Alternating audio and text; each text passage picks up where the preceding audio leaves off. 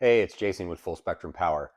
This is a motorcycle specific episode of Ask the Battery Guy. So, if you're drag racing, roll racing, and are considering moving to a 16-volt battery, whether with or without a charging system, um, this would probably be helpful in getting like the right battery for your application. Um, we make 5 different 16-volt motorcycle specific batteries.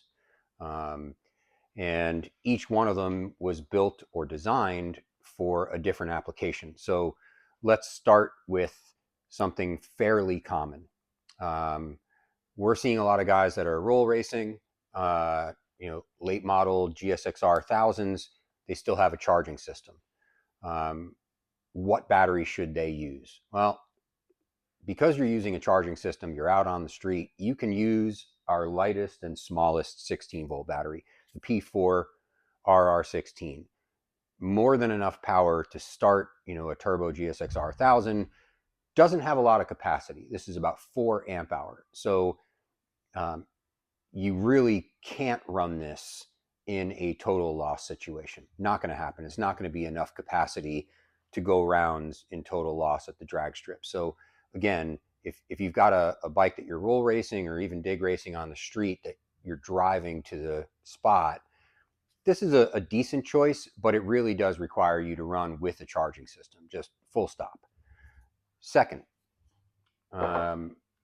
we have a direct fit. Same thing, GSXR 1000, but this one's a 7 amp hour.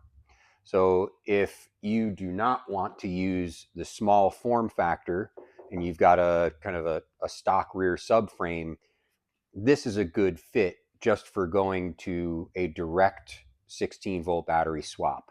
It'll also work for Hayabusa and like older R1s, some older bikes like K5, GSXR 1000, etc. can also use this as a direct drop-in. You can use this because it is 7 amp hour as a total loss battery.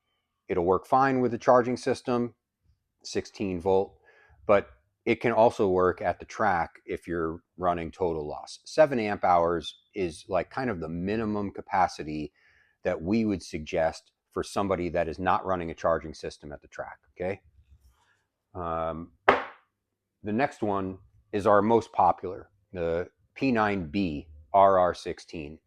This is the battery that is modeled for like all of like the front racks that you'll see, whether it's HTP or DME or is it Concept 5, Unit 5, like basically everyone that is making a front rack models it using this battery.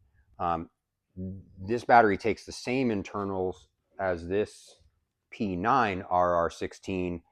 It's just a bit narrower.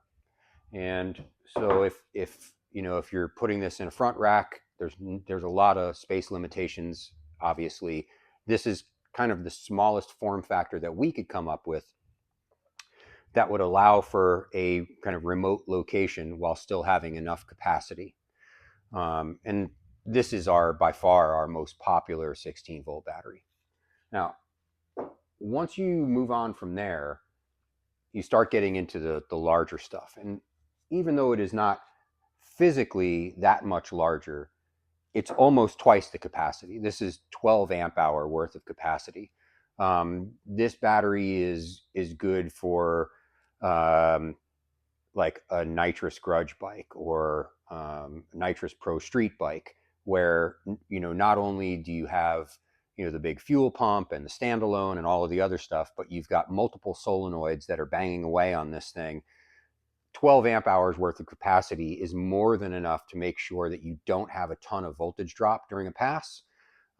So can you run one of the smaller ones on a nitrous bike? Sure, you can, but we wouldn't recommend it. And I do understand that presents some packaging challenges because this battery is larger, both wider and taller than the P9B. But if you've got a ton of electrical stuff, on a nitrous bike, this is definitely the choice. This is also something that you would use on a 460 bike, any kind of bar bike where you do have room inside the chassis. A lot of our pro stock motorcycle customers, NHRA, use this. They have plenty of room.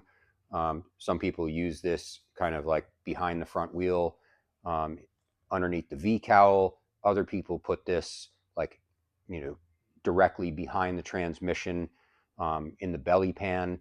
So they've obviously got a lot more room than somebody building a pro street bike. So this is a much easier thing to understand. In general, in order to run 16 volt, you've got to look at the trade-off with size versus capacity. If you want to run total loss, you're simply going to need more battery. You can get that in a few different form factors. The more capacity, the larger the battery, the heavier it is going to be, but the longer runtime you are going to have. If you have a charging system and you are out on the road, this is less important. So you can get away with running one of the smaller batteries.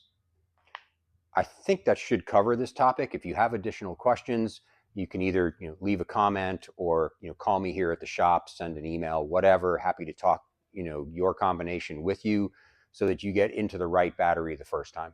Thanks.